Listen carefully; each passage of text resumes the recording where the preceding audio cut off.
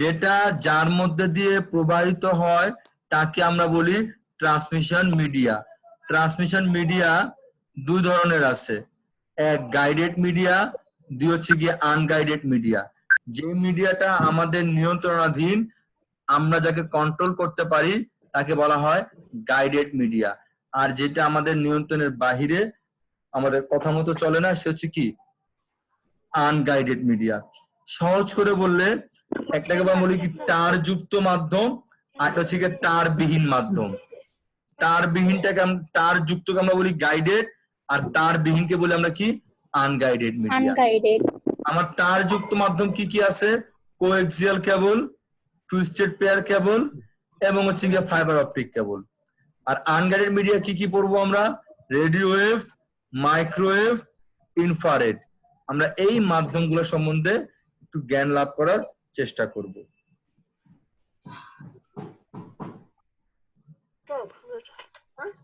যেই মাধ্যমে কেবলমাত্র আমাদের নির্দেশিত পথেই ডাটা প্রবাহিত হবে তাকে বলা হয় গাইডেড মিডিয়া। যে কোনো সলিড মিডিয়া যেমন কপার, অ্যালুমিনিয়াম বা অপটিক্যাল ফাইবার সবই হচ্ছে আমার কি গাইডেড মিডিয়া। মোট কথা হচ্ছে গিয়ে তার যেটা আছে সবই হচ্ছে আমার কি গাইডেড মিডিয়া। কোএক্সিয়াল কেবল, এইটা হচ্ছে গিয়ে কোএক্সিয়াল কেবল। এটা তোমরা কোথাও দেখছো, বলতে পারো কোথাও দেখছো কিনা? না স্যার। কখনো দেখো নাই তার? না, মনে হয় না।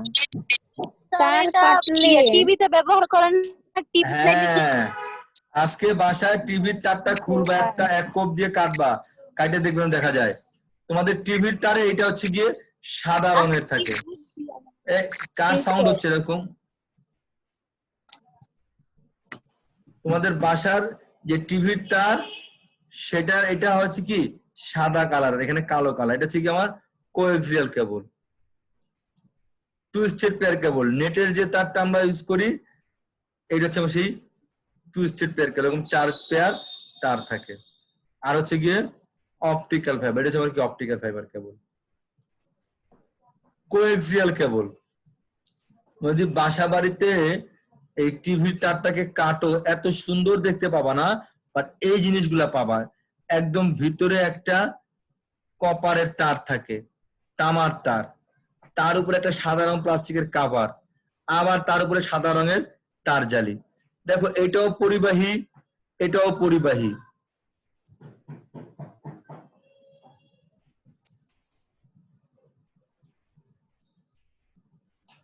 এটাও পরিবাহী, এটাও পরিবাহী, আবার এইটা অপরিবাহী, আবার এইটা হচ্ছে কি অপরিবাহী। তাহলে কয়টা পরিবাহী? দুইটা। কয়টা অপরিবাহী? দুইটা। এই দুটি পরিবাহী এবং অপরিবাহী দ্বারা তৈরি মাধ্যমকে বলা হয় কোএক্সিয়াল কেবল। ঠিক আছে, এটা কপার দ্বারা তৈরি ধাতব প্রতিরোধ যুক্ত মাধ্যম। এটার 4টা অংশ: কপার কোর, মধ্যবর্তী অন্তরক বা ইনসুলেটর, কপার মেশ এবং জ্যাকেট। এই যে ভিতরের যে মোটা তামার অংশ এটাকে বলছি কপার কোর। এরপরে এই যে একটা সাদা রঙের মোটা প্লাস্টিকের কাভার থাকে একে বলা হয় মধ্যবর্তী অন্তরক। এই যে উপরে যে একটা মানে পাতলা সাদা রঙের তার তার চিকন চিকন তার জালি থাকে এটা হচ্ছে কি কপার মেশ। আর তার উপরে যে কালো বা বাদামি রঙের কাভার থাকে হচ্ছে কি জ্যাকেট। এই 4টা অংশ নিয়ে তৈরি হয় আমার কোএক্সিয়াল কেবল। কোএক্সিয়াল কেবলের গঠন আমরা আলোচনা করতেছিলাম।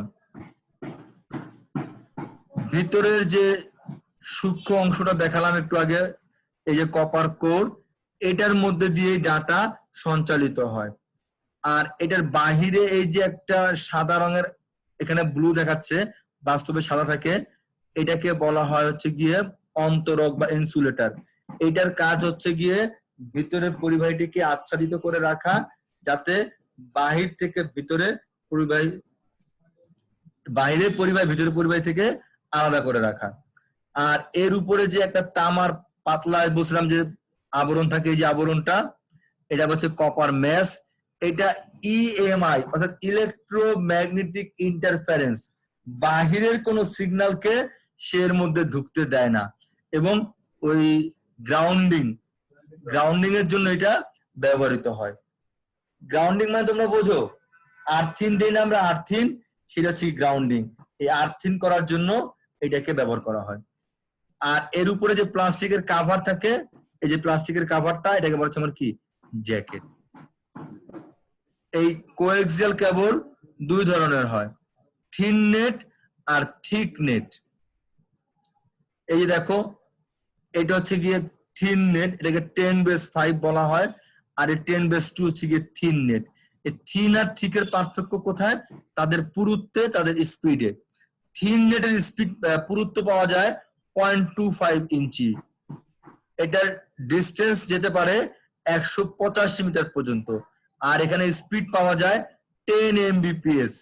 আমরা বলছিলাম বিটের বড় ভাই হচ্ছে গিয়ে বাইট, তার বড় ভাই হচ্ছে গিয়ে কিলোবাইট, তার বড় ভাই হচ্ছে গিয়ে megabyte.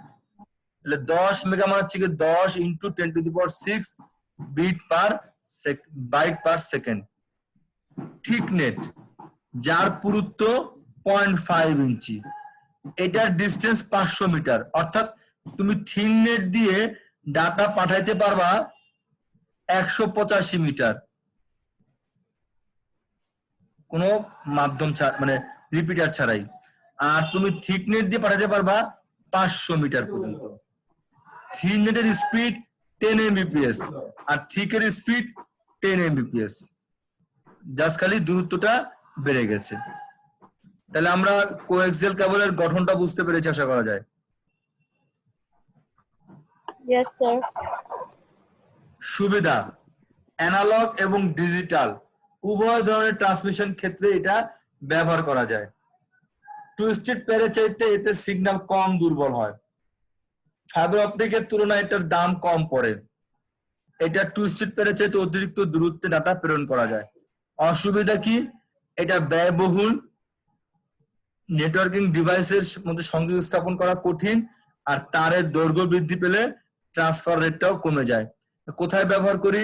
Television, dish, CCTV, computer network, এই সমস্ত ক্ষেত্রে এটাকে ব্যবহার করা হয়।